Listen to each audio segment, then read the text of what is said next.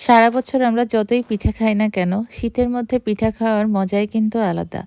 শীতে পিঠা আসলেই একটা অন্যরকম মজা। আর সবকিছু নতুন থাকে, গুড় নতুন থাকে, চালের গুঁড়া নতুন থাকে, সবকিছু ফ্রেশ থাকে। মনে হয় শীতে ঠান্ডায় পিঠা খাওয়াটা বেশি উপভোগ করা যায়। যাই হোক, চলছে পিঠা খাওয়ার ধুম। আমরা এবার বানাবো তেলের পিঠা। এই পিঠাটা আমার শাশুড়ি আম্মা আমাকে দেখাচ্ছেন কিভাবে বানাতে হবে। আমিই বানাচ্ছি, মানে উনি বলে দিচ্ছেন। পিঠাপাঠি কিন্তু মুরব্বিরাই সবচেয়ে ভালো বানাতে পারেন। তার কারণ তাদের বানাতে একটা এক্সপেরিয়েন্স থাকে। যাই হোক, কথা বলতে, বলতে অনেক বলে ফেললাম। এদিকে আমি চালের গুঁড়ি নিয়ে নিয়েছি। চালের গুঁড়ি যে পরিমাণে নিয়েছি তার অর্ধেক পরিমাণে নিয়েছি ময়দা। আর এর মধ্যে দিয়ে দিচ্ছি ০.৫ কেজি চিনির একটু কম, সামান্য একটু কম। তারপরে দিয়েছি হচ্ছে পাউডার দুধ। এই পিঠা এখানে বেশ পরিমাণে পিঠা বানানো হবে। একটু বেশি করে বানাচ্ছি কারণ এটা আমরা আত্মীয়স্বজনের বাসায় কিছু পিঠা পাঠাবো। যাই হোক, এটা হাত দিয়ে গুঁড়িগুলা মিশিয়ে নিলাম। শুকনো আইটেমগুলা ভালো মতো মিশিয়ে তারপরে কুসুম গরম পানি দিয়ে এটাকে আস্তে, আস্তে মিশাতে হবে। একবারে বেশি পানি দিয়ে মেশানো যাবে না। এটাই নাকি নিয়ম। যাই হোক, শাশুড়ি আম্মা যেভাবে বলেছেন আমি সেভাবেই করেছি। তো আম্মা বললেন, "এভাবে আস্তে, আস্তে মাখাও, তাহলে গুঁড়াটা খুব ভালো হবে, পিঠাও সুন্দর ফুলবে।" যেহেতু তারা পিঠা বানাইতে, বানাইতে এত বছর পার করেছে, তাদের হাতের পিঠা খুব ভালো হয়। আমি ছোটোবেলায় খেতাম আমার নানির হাতের পিঠা, অসম্ভব মজা হতো। মানে আমার নানি যেই পিঠা বানাতো, সেটা খেয়ে সবাই খুব প্রশংসা করত। এমন কেউ নেই যে আমার নানির পিঠা খেয়ে প্রশংসা করতে বাধ্য হয়নি। এরপরে দিয়ে দিলাম ২ টা ডিম। ১ টা ডিম দিলেও হয় যদি পরিমাণে কম বানান। তো এই ডিমটা দিলে আরও মজা হয় পিঠাটা। তো যাই হোক, ডিম দিয়ে আমি এটা মাখতেছি।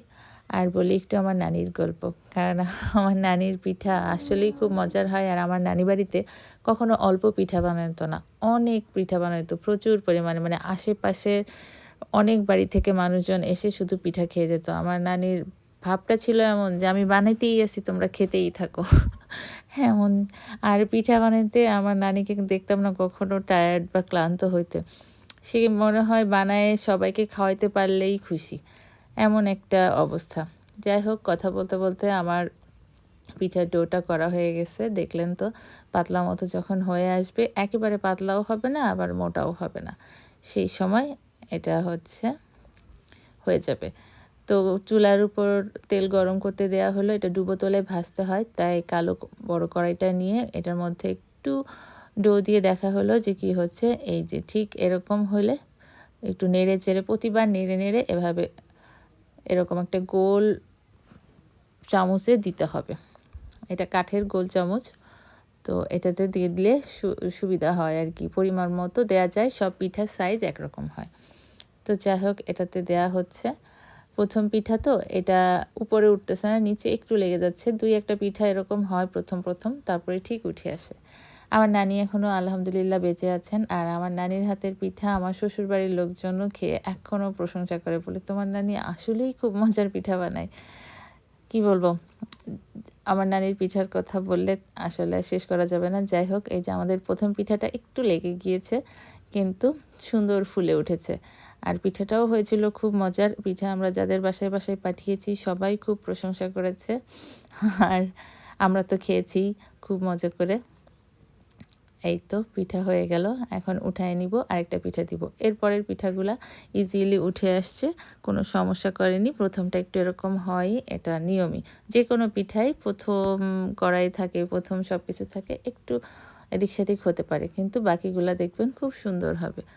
তো আমার পিঠা বানানো হয়ে যাচ্ছে একের পর এক। এই দেখেন সুন্দর ফুলে, ফুলে উঠছিল আর খুব ভালোও হয়েছিল। পিঠা বানানো একটা ধৈর্যের কাজ। যেকোনো কাজই ধৈর্যের। তবে পিঠা, আচার এসব কিন্তু অনেক ধৈর্যের কাজ। যাই হোক, যাদের ধৈর্য আছে, যারা খুব ধৈর্য ধরে খুব আনন্দের সাথে বানাতে পারেন, তাদের জিনিসগুলাই খুব মজার হয়। এই দেখেন, ধৈর্য ধরে সবাই খুব ভালো মতো কাজ করবেন। ইনশাআল্লাহ সব কাজেই সফলতা পাবেন। যেমন ফেসবুকে ধৈর্য ধরে কাজ করছেন, এটাতেও একদিন সফলতা আসবে ইনশাআল্লাহ সবার। কিন্তু সেই পর্যন্ত ধৈর্যটা রাখতে হবে। সবাই ধৈর্য ধরে থাকতে পারেন না। অনেকেই ছুটে যান, চলে যান, বন্ধ করে দেন। তো এটা করবেন না। চেষ্টা করবেন এটার সাথেই থাকার। যেহেতু শুরু করছেন, করেই যাবেন।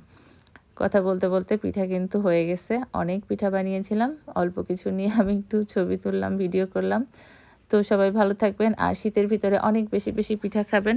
সবার জন্য শুভকামনা। আল্লাহ হাফেজ।